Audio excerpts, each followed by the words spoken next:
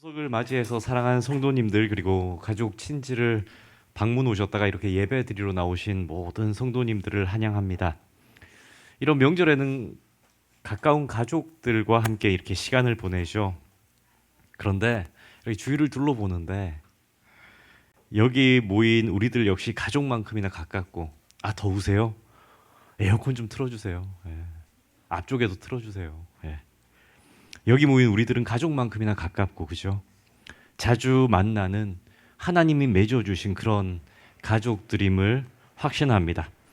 이런 의미로 오늘만 우리 특별히 옆에 분들과 한번 이렇게 인사하면 좋겠습니다. 당신이 옆에 계셔서 행복합니다. 이렇게 한번. 예. 그렇게 무서운 표정으로. 예. 당신이 옆에 계셔서 행복합니다. 예, 저도 행복합니다. 저희 어머니도 오셨고요. 예, 우리 전도사님 또 피앙새 되시는 분도 오셨고, 우리 성도님들 가족분들이 이렇게 보이고, 또 멀리 저 아산에서 오신 분들도 계시네요. 한 번도 보내지 않았습니다. 예. 정말 우리 성도님들 당신들이 옆에 계셔서 행복합니다. 오늘 성도님들과 함께 나눌 말씀은 예수님이 가르쳐 주신 말씀 중에서 가장 유명한 말씀이기도 합니다. 그죠? 뭡니까? 바로 팔복의 말씀이라고 하기도 하고 산상수훈 또는 산상보훈이라고 불리는 말씀이죠. 이 말씀 한 번도 안 들어보신 분 계신가요? 없으실 거예요.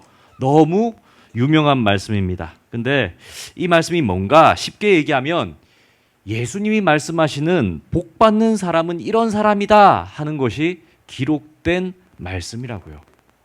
복 받는 사람은 이런 사람이야 라고 말씀하시는 거죠.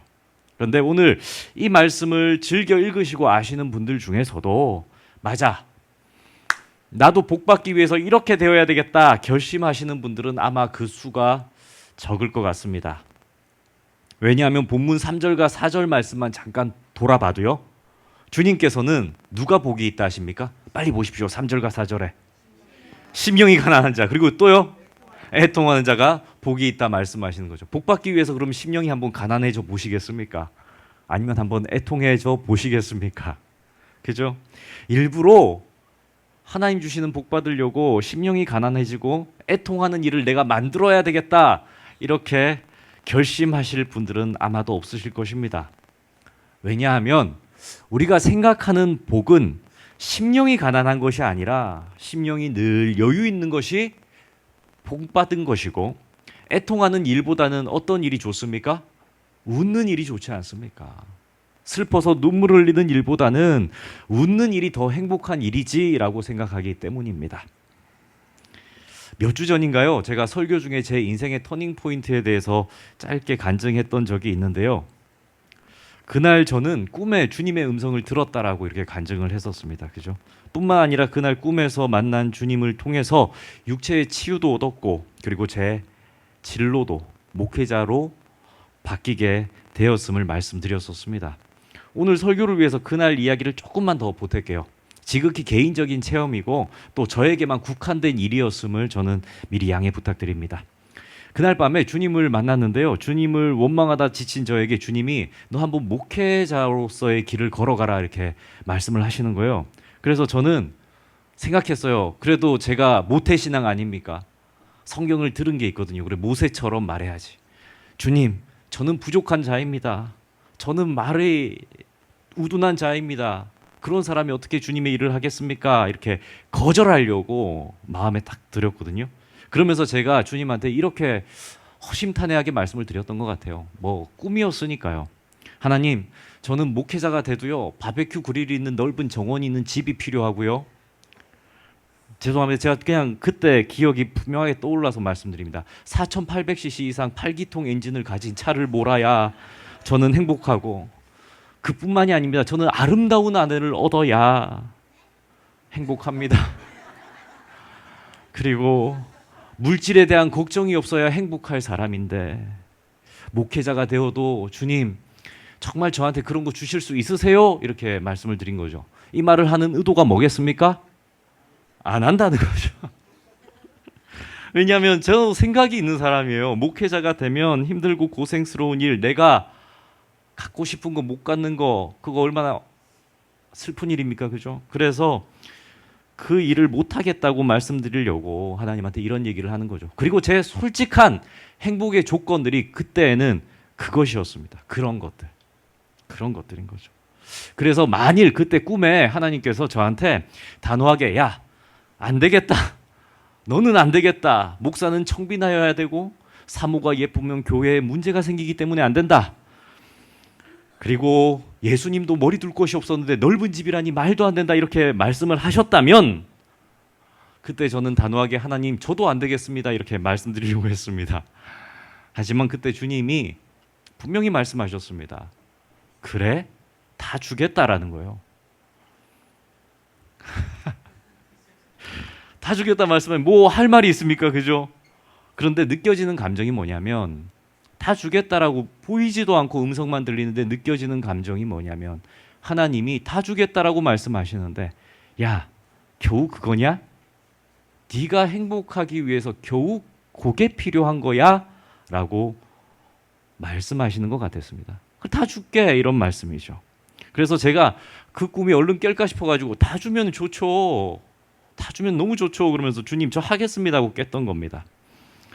그런데 꿈에서 딱 깨려고 하는데 생생하게 기억이 나요. 주님께서 이렇게 말씀하시면서 꿈을 깼습니다. 그런데 네가 목회자가 되어도 그 길을 걸으면서도 그것을 네가 원할까? 라고 말씀하시면서 제가 꿈이 깨고 말았습니다. 물론 그 이후의 일은 전에 말씀드린 것처럼 그렇게 일은 흘러갔습니다. 사실 그게 그 꿈을 꾼 게 벌써 20년 전의 일입니다. 20년. 긴 시간인가요? 짧은 시간인가요? 긴 시간이죠. 그래 어린 아이들한테는 긴 시간입니다. 근데 돌아보면 어떻습니까? 짧으면 짧은 시간 아닙니까? 그동안 하나님은 제가 바랬던 그대로의 모든 조건을 주신 것은 아닐지라도 이루어진 것도 있습니다. 제가 알지 못했던 제가 차마 행복하려면 이런 게 필요한가? 이래도 행복할 수 있을까라고 생각했던 부분들에 있어서 하나님은 저에게 참된 행복을 지난 시간 동안 베풀어 주셨습니다. 성도님들, 제가 이 얘기를 성도님들한테 밝히는 이유는 단 한 가지입니다. 어쩌면 우리는 하나님을 믿고 따른다라고 고백하면서도 내가 행복할 수 있는 조건을 내가 자꾸 만들려고 합니다. 그래서 하나님 나 이렇게 해주세요 라는 간구의 기도에는 내가 행복하기 위해서는 이게 필요합니다. 나의 행복의 조건들이 나의 기도 속에 들어있고 나의 믿음 속에 들어있고 내가 바라는 하나님의 모습 속에 내가 원하는 것들을 해줘야 하나님이십니다 라는 고백이 들어있는 거죠. 그리고 하나님한테 자꾸 고집하는 거예요. 하나님 내가 행복하려면 이거 해줘야 되는데 이거 안 해줘서 내가 불행한 겁니다 라는 것을 고집하고 있지는 않으십니까? 성도님들, 기독교는 복의 종교입니다. 복의 종교. 복 받는 종교예요. 하나님을 믿으면 복 받는다고 말씀에 기록되어 있습니다. 예수님도 늘 자주 그렇게 약속하시고 말씀하셨습니다. 요한복음 10장 10절 말씀인데요. 도둑이 오는 것은 도둑질하고 죽이고 멸망시키려는 것뿐이요. 이거 세상을 얘기하는 거고요. 내가 온 것은 주님이 오신 것은 하나님이 온 것은 양으로 어떻게 한다고요? 생명을 얻게 하고 어떻게 해요? 더 풍성히 얻게 하려 하심이라. 어디서요? 이 땅에서요. 하나님이 이 땅에 오신 이유가 뭐라고요? 생명을 얻게 하고 이 땅에서 우리의 삶이 어떻게 하시려고요? 더 풍성히 얻게 하시려고 오셨다. 이렇게 말씀하는 거죠. 기독교는 복받는 종교가 분명합니다. 그러면 한 구절 더 읽어볼까요? 구약 성경의 말씀인데 예레미야 말씀이에요. 너무 좋은 말씀입니다. 우리 함께 읽습니다. 그러나 무릇 여호와를 의지하며 여호와를 의뢰하는 그 사람은 복을 받을 것이라. 그는 물가에 심어진 나무가 그 뿌리를 강변에 뻗치고 더위가 올지라도 두려워하지 아니하며 그 잎이 청청하며 가무는 해도 걱정이 없고 결실이 그치지 아니함 같으리라. 아멘. 이건 아멘 하셔야 됩니다. 얼마나 좋은 종교입니까? 하나님이 얼마나 좋은 분입니까? 하나님이 우리에게 뭘 약속하셨습니까? 복을 약속하셨다고요. 행복을 약속하셨다고요. 정말이지 이런 구절 외에도 성경을 읽으면요, 하나님을 믿으면 복 주신다는 하나님의 약속들이 가득합니다. 그런데 정작 하나님을 믿으시면서도 왜 나는 행복하지 않지? 나는 왜 복이 오지 않지? 왜 나는 매일 슬프지? 라고 생각하는 분들이 계시다면 이게 어떻게 된 일일까요? 이럴 때 어떤 분들은 이런 생각들을 하세요. 지성이면 감천이다 라는 식의 생각으로 하나님이 복 주시기까지는 우리의 정성이 더해져야 한다라는 생각을 하시는 분들이 계십니다. 내가 바라는 복을 아직 받지 못한 이유는 내 지성이 부족해서고 헌금이 부족해서고 공로를 다 쌓지 못해서라는 믿음의 행동들, 그런 것들이 약해서 내가 복을 받지 못한 거야 라고 답을 하시는 분들이 계신지 모르겠습니다. 하지만 성도님들, 그러한 믿음, 그러한 신앙관은요, 사실은 우리가 만들어내는 기복주의적 종교관입니다. 사실 대부분 인간이 만들어낸 종교들은 그런 기복적 가치관을 기반으로 종교가 만들어지죠. 그래서 대부분 무당집 갈 때 뭘 들고 갑니까? 예, 유식한 분들은 복채라고 얘기하잖아요. 저분은 가셨을 가능성이 농후합니다. 지갑 들고 가잖아요. 왜요? 뭐 하자 그럼 돈 들여야 되니까. 절은요, 올라갈 때 뭐 합니까? 입장료 냅니다. 아니에요? 맞잖아요. 가면 기와장 올리면서 시주하고요. 기와장 전부 다 그거 돈 들여서 올린 거고, 그거 올리면 복 받는 거 아닙니까? 연등 다 등달하는데 그게 다 뭡니까? 20만 원, 30만 원. 죄송합니다. 다 돈 들이라고요. 인간이 만들어내는 종교들은 다 자기가 무언가를 내어놓고 복을 얻게 되는 것이다 라고 믿는 종교가 그러한 종교들입니다. 그런데 하나님은 그런 분이 아니십니다. 하나님을 그렇게 믿어서는 안 됩니다.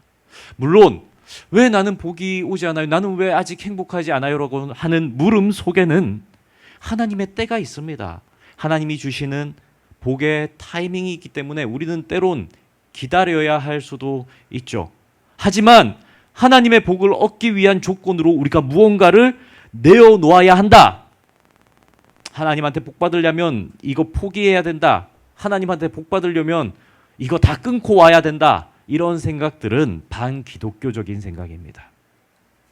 그렇다면 오늘 성경이 말씀하시는 복 주시는 하나님이란 어떤 분인가에 대해서 좀 나눠보고자 합니다.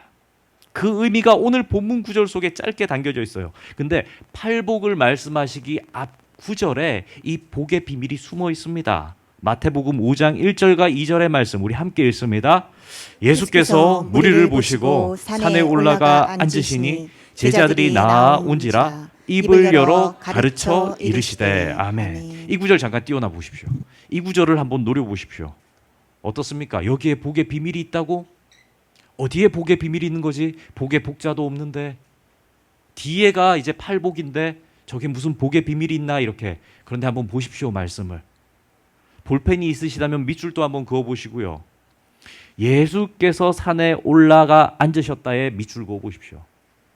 그리고 눈으로 보시는 분들은 주의해서 저 구절들을 눈에 넣으십시오.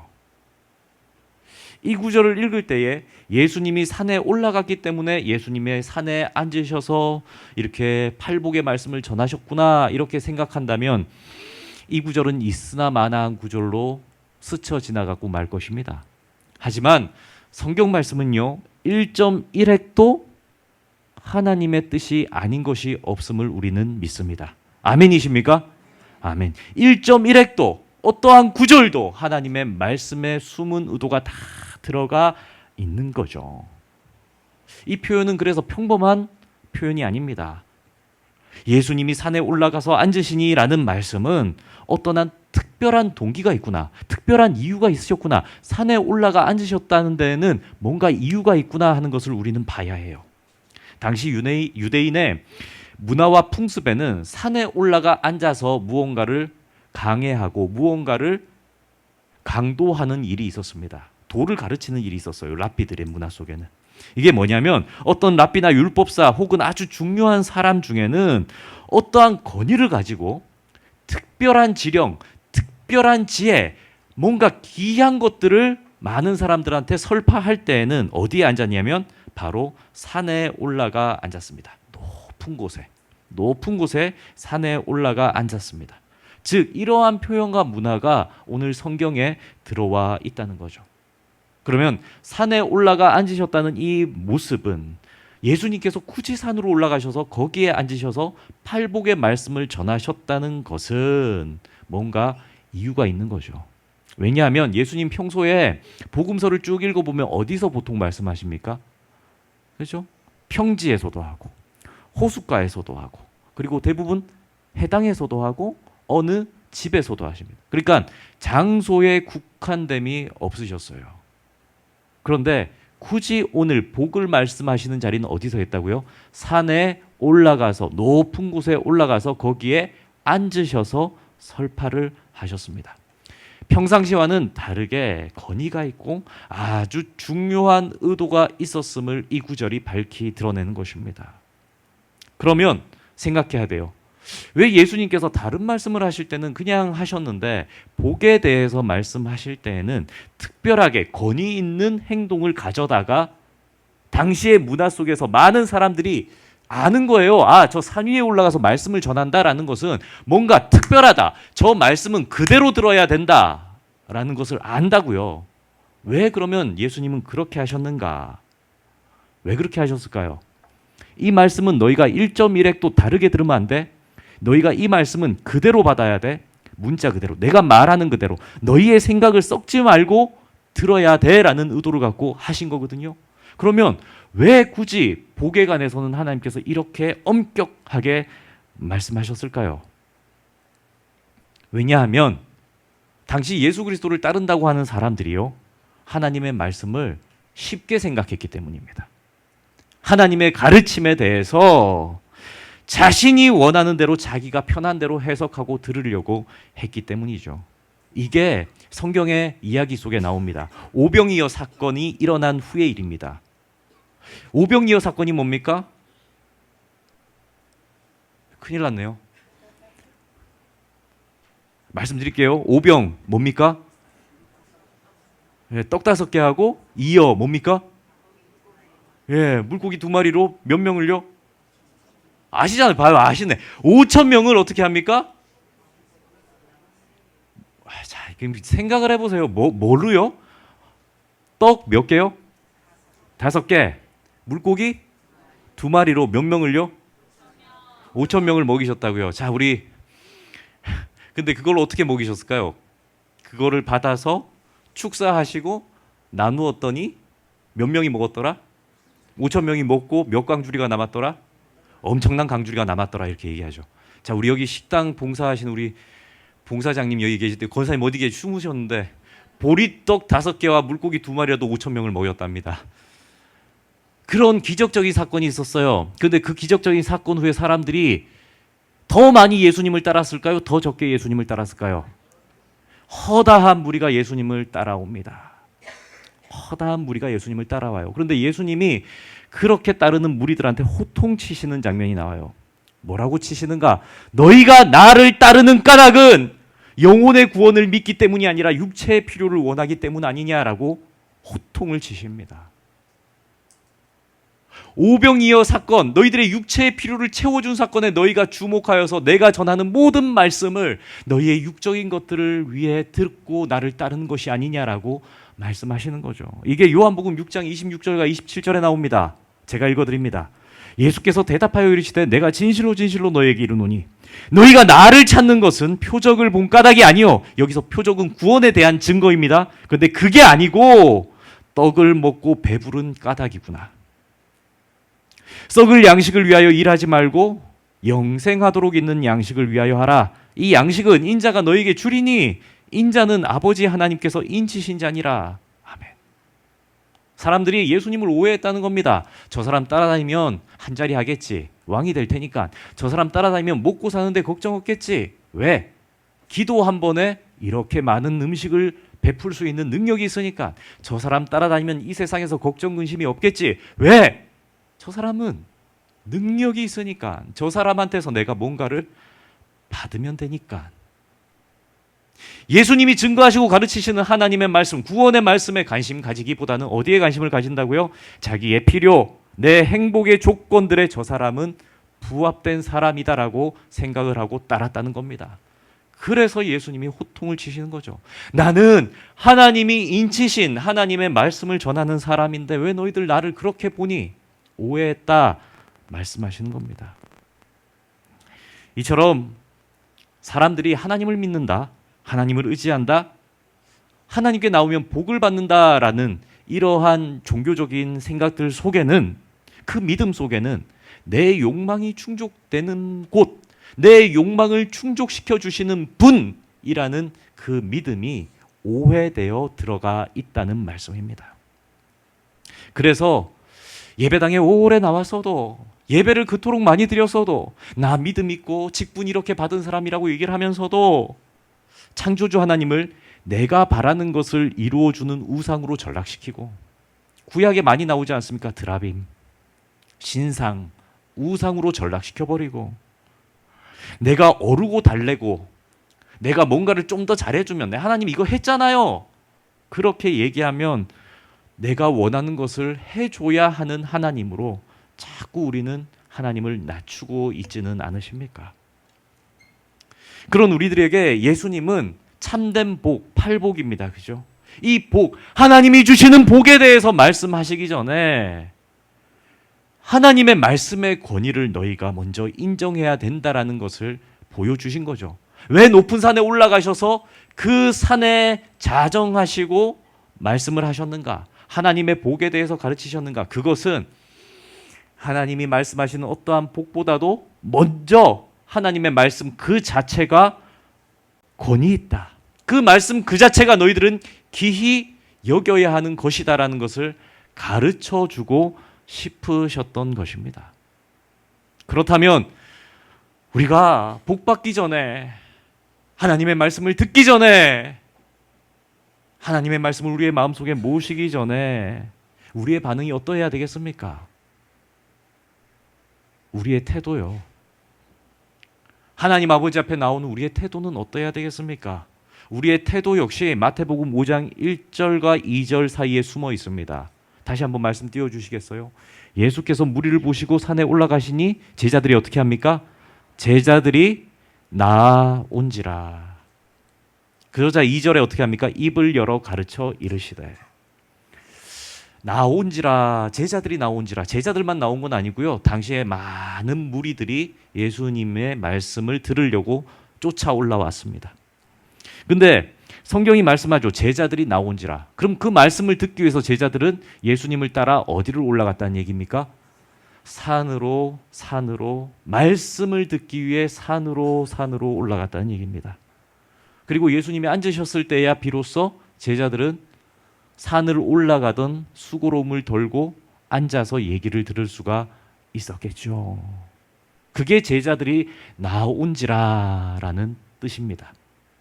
그리고 그제서야 예수님께서는 그 수고롭게 예수 그리스도를 따라온 수많은 사람들을 보시고 모든 수고를 치르고서라도 말씀을 듣기에 나온 그들의 태도를 보시고 그제서야 입을 열어 그들을 가르치셨다 말씀합니다.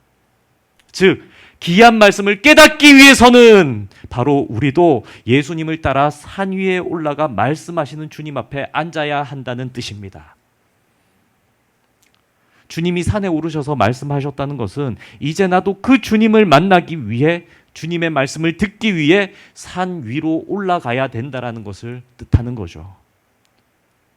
즉 하나님의 말씀을 하나님의 말씀 되게 받으려는 사람의 심정 속에는 제자의 마음가짐이 있어야 되고, 말씀 그 자체를 오늘은 어떤 말씀을 하실까, 어떤 말씀이 울려 퍼질까라는 기대와 설렘으로 모든 수고로 여기지 않고 나오는 그러한 태도가 필요하다는 얘기입니다. 성도님들, 성경 읽으실 때 어떻게 준비하고 읽으십니까? 혹은 성경 읽으십니까? 말씀 읽으십니까?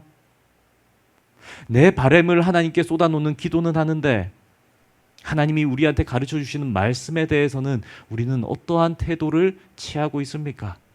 하나님, 나는 이거 해야 행복합니다라고 하는 기도는 많은데 하나님께서 얘야 이렇게 해야 너희들이 행복한 거란다라는 것에 대한 말씀은 우리가 어떻게 대하고 있으십니까?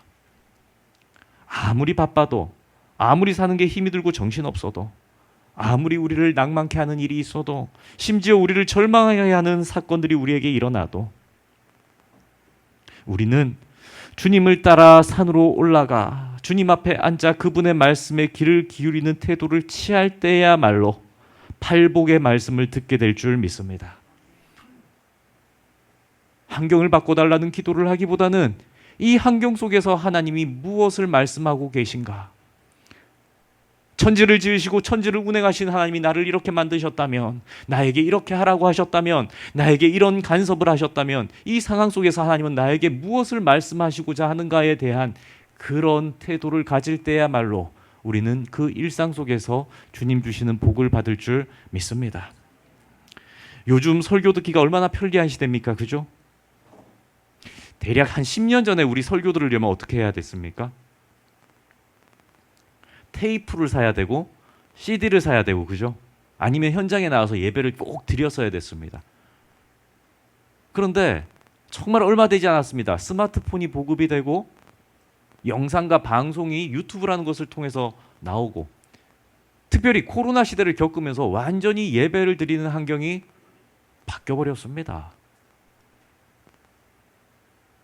코로나 기간 중에 교회를 정부가 못 모이게 하지 않았습니까? 인원수 제한을 두고 하니까 방송으로 다 드렸습니다, 예배를. 그렇게 한두 달을 예배를 드리던 성도님이 현장에 문이 열리고 예배당에 와서 제 손을 꼭 붙들고 얘기했던 게 기억이 납니다. 목사님, 제가요 집에서 예배를 드리니까요 TV 큰 거 틀어놓고 소리 빵빵하게 틀어놔도 제 자세가 무너지더라고요. 어느새 말씀을 듣고 있는데 손톱을 깎고 있는 제 모습을 보면서 얼마나 부끄러웠는지 모릅니다.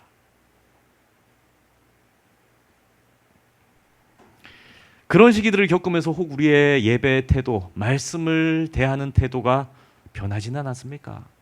우리는 이 강단에서 설교자를 통해 나오는 하나님의 말씀도 어떻게 듣고 있으십니까? 사랑하는 성도님들, 우리는 예배를 회복해야 됩니다. 말씀의 권위를 회복해야 됩니다. 말씀 듣는 일에 영과 혼과 육을 집중하는 일에 우리는 마음을 쏟아야 합니다. 사도 요한은 말씀합니다. 요한복음 4장 23절과 24절. 아버지께 참되게 예배하는 자들은 영과 진리로 예배할 때가 오나니 곧 이때라. 아버지께서는 자기에게 이렇게 예배하는 자들을 찾으시느니라. 하나님은 영이시니 예배하는 자가 뭐로요? 영과 진리로 예배할지니라. 아멘. 여기서 영과 진리로 예배를 드린다는 것은 우리의 태도가 바로 온 몸과 혼을 다해서 하나님의 말씀 앞에 집중하는 것을 의미하죠. 신령과 진정이라고 번역하기도 했고, 그죠? 진리의 말씀과 성령의 충만함으로 예배 드려야 된다라고 많이 해석하지만 사실 그렇게 하기 위해서는 뭐가 필요합니까? 우리의 영과 혼과 육이 집중하여서 하나님의 말씀 앞에 나오는 태도가 필요하죠. 마지막 사사로 유명한 사무엘은 늘 하나님 아버지 앞에 이렇게 고백했습니다. 주님, 말씀하소서, 종이 듣겠나이다. 기도할 때도 말씀하소서, 주여 말씀하소서, 종이 듣겠나이다. 성경에 기록된 사무엘의 신앙의 태도 아니었습니까? 늘 그 심령으로 하나님의 말씀이 내 삶의 어떠한 것보다도, 하나님의 말씀이 내 삶의 계획의 어떠한 것들보다도, 하나님의 말씀이 내 일상의 분주함의 어떠한 것들보다도 더 우선입니다라고 고백하는 게 바로 사무엘과 같은 믿음이었습니다. 성도님들, 우리의 믿음의 자세, 믿음의 태도는 어떠합니까? 예배는 하나님께 드리는 겁니다. 이 모임은 하나님 앞에 나온 자리입니다. 사람을 보는 자리도 아니고 옆에 사람 눈치 보는 자리도 아니고 내 공로나 내 의를 드러내기 위한 자리도 아니고 내가 가진 돈을 하나님께 드리려고 나온 자리도 아닙니다. 하나님 앞에, 하나님 아버지 앞에 나와야 내 심령이, 내 영혼이 소생케 되고 범사가 잘 된다는 것을 믿기 때문에 나온 자리입니다. 그렇다면 이 자리에서 울려 퍼지는 하나님의 말씀을 우리 성도님들은 어떠한 태도로 듣고 계십니까? 우리가 주여 말씀하소서 종이 듣겠나이다라는 그 마음과 자세로 하나님 말씀에 청종할 때 이 말씀은 다 그저 그런 말씀, 내가 전에도 들었던 말씀, 그런 로고스의 말씀이 아니라 우리의 영과 혼과 육이 집중하여 하나님의 말씀을 듣고 설교자의 음성에 귀를 기울이고 이 음성 속에 하나님이 나에게 무엇을 말씀하시는가를 귀 기울여 들을 때 그 말씀은 비로소 로고스가 아닌 나에게 레마의 말씀으로 찾아옴을 믿으시기를 축복합니다. 성도님들, 우리는 얼마나 하나님의 말씀에 귀 기울여 집중하고 있으십니까? 우리는 일상의 수많은 것들을 쫓느라 분주합니다. 그 분주함 때문에 예배당에 와서 혹 자리에 앉자마자 눈을 감아버리진 않으십니까? 여기는 하나님이 계신 것이니까 좀 일상의 일을 멈출 수 있는 것. 여전히 일상의 일들이 중심이고 하나님은 뒷전입니다. 그런데 하나님 아버지 앞에 나왔으니까 일상의 생각은 좀 말아야지 하면서 눈을 감아버립니다. 그런데 반대입니다. 일상을 살아내고 승리하기 위해서는 오늘 이 예배, 말씀에 우리는 눈을 번쩍 떠야 하는 것임을 믿으시기를 축복합니다. 우리의 몸과 혼과 육이 하나님을 간절히 바라고 그분의 말씀에 집중하여 들려주시는 로고스를 레마로 받아들일 때 우리의 모든 일상은 하나님께 복받는 일상으로 변화될 줄 믿습니다.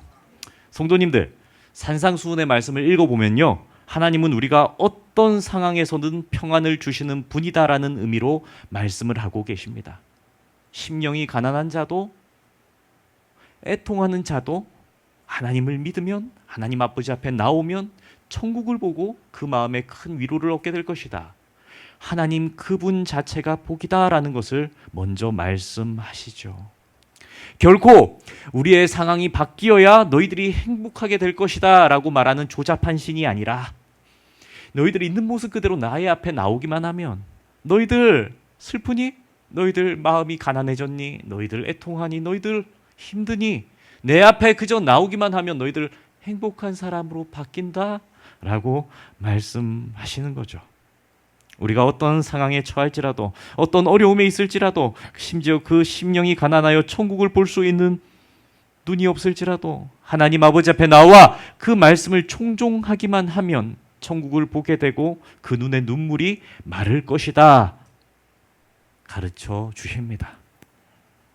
그리고 그러한 복들은요, 바로 마태복음 5장 1절과 2절의 말씀과 같이 하나님의 말씀을 귀하게 여기려는 태도, 하나님의 말씀을 들으려 산으로 올라가는 수고를 아끼지 않는 태도, 그러한 태도를 가진 성도의 자세에서부터 비롯됨을 믿으시기를 축복합니다.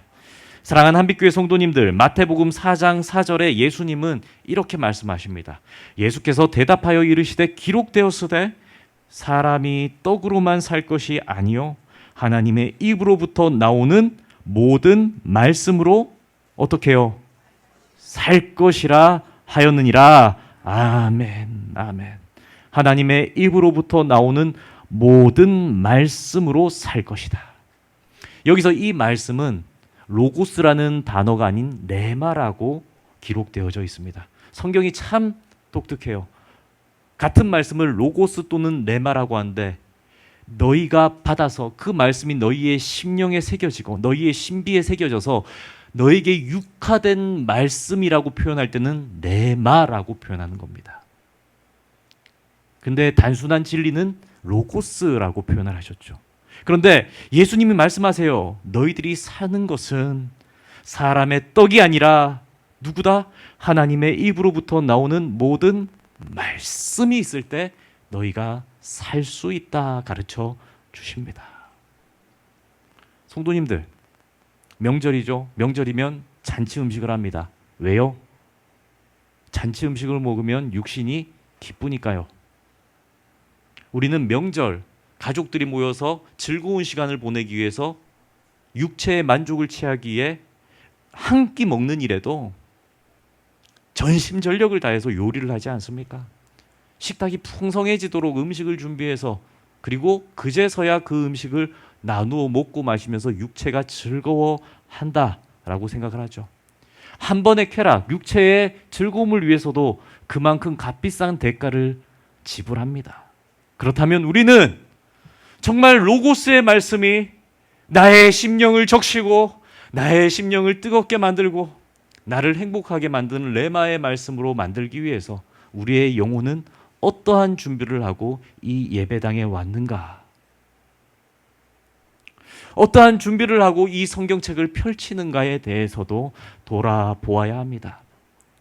그저 형식적으로 읽고 마는 성경 읽기를 넘어서서 성경을 읽기 전에 간절히 간구하고 기도하고, 그저 주일이니까 예배당에 나오는 습관을 넘어서서 예배 가운데 부어주실 하나님의 말씀을 간절히 사모하며 일찍부터 예배당에 나와 마음을 갈고 닦고 정결하게 하고 죄악의 추함은 가리우고, 그래서 그제서야 정결한 마음으로 하나님의 말씀을 받은 준비를 한 후 그 말씀을 마음속에 모시고 행복해지는 그러한 성도님들이 되기를 축복합니다. 성도님들, 말씀을 받기 전에 산 위로 올라가십시다. 말씀을 마음에 모시기 전에 우리의 마음을 정결케 하고 세상의 모든 소란보다 하나님의 말씀이 더 가치가 있다는 것을 믿고 고백하는 성도님들이 되기를 축복합니다. 이 시간 우리 다 함께 찬양하시며 우리의 심령이 고백하기를 소원합니다.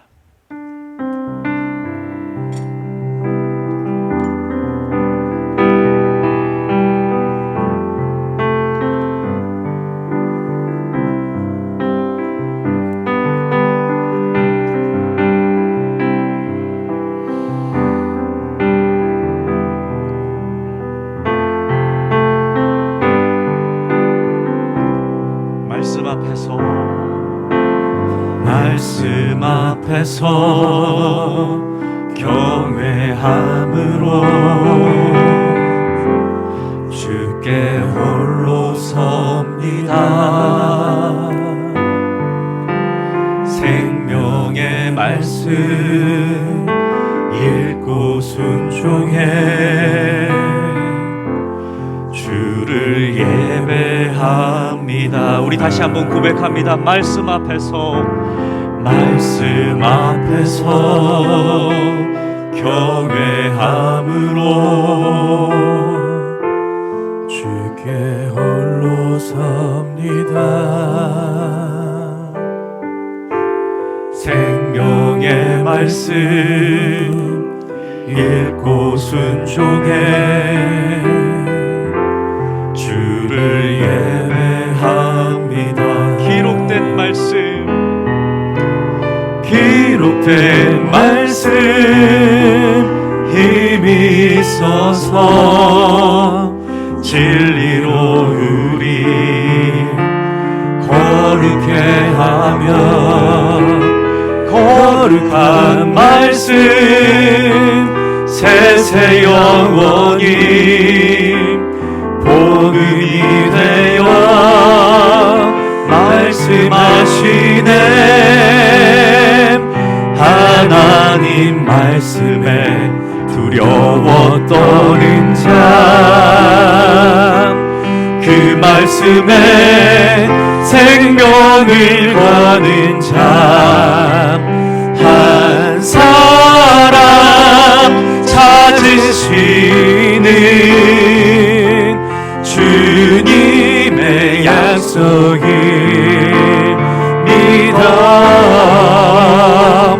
하나님 말씀에 운명을 거는 자,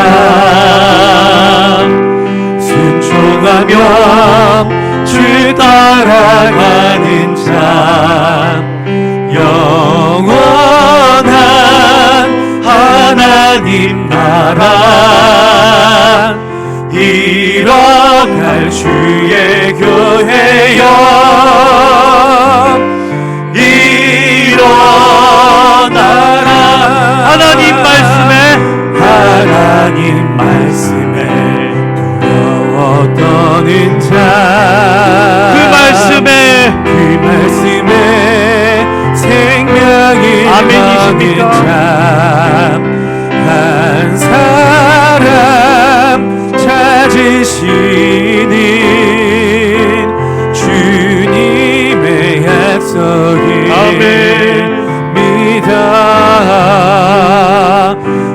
하나님 말씀에 운명을 거는 결단하고 고백하고 찬양합시다. 순종하며 주 따라가는 자 영원한 하나님 나라 일어날 주의 교회여 일어나라.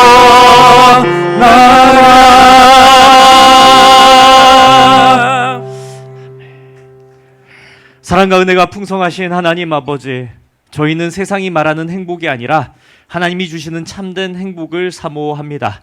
심령이 가난할지라도 천국을 소유하게 하시고 애통함 속에서도 하늘의 위로를 경험하는 그 복을 저희가 누리기 원합니다. 주님, 저희가 예배 자리에 앉을 때마다 산 위에 오르신 예수님의 앞에 앉은 제자들처럼 말씀에 집중하게 하시고 귀로만 흘려듣지 않고 마음으로 받게 하옵소서.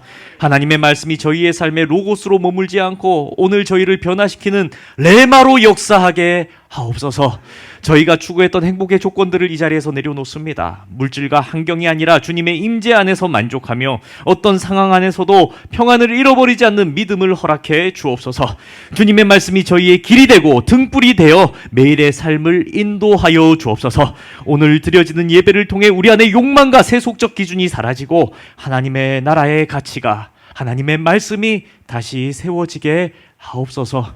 이 모든 간구 예수 그리스도의 이름으로 기도드리나이다. 아멘.